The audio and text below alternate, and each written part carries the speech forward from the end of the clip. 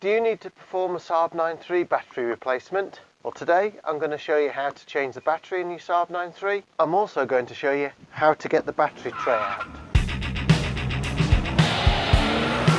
With a 10mm socket or spanner, undo the earth connection and lift it off the post first.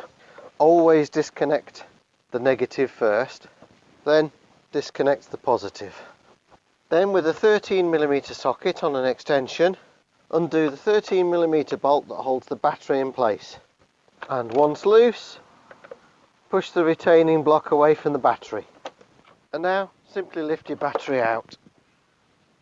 And whilst you've got the battery out, connect it up to your battery maintainer and charger. With a large flat screwdriver, press back this tab and lift away this front fuse box. Just move it out of the way slightly. With a 3 or 4mm screwdriver, pull back this tag and remove the connector to the bonnet switch.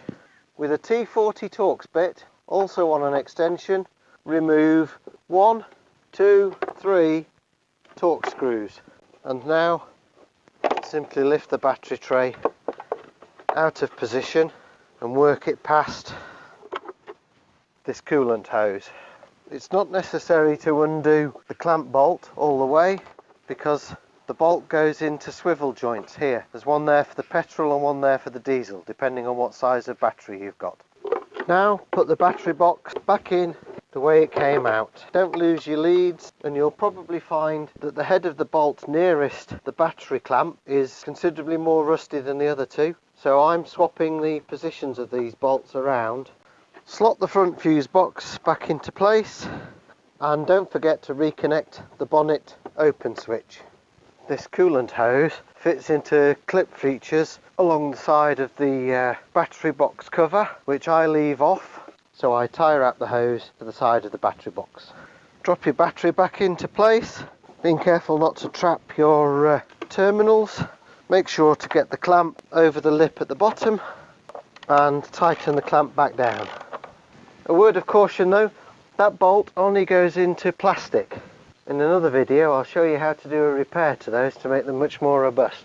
Connect your battery back up, positive first, negative second. Now as an extra security for earths, particularly if you've got an earlier car, get an extra earth cable, at least a foot long, 18 inches. Put one end under a bolt on the engine and the other end inside the battery clamp. That's a good way to make sure that you've got a good earth connection for both the alternator and the starter motor. If you got value out of this video, please give it a thumbs up down by the title. Consider subscribing and I'll see you next time.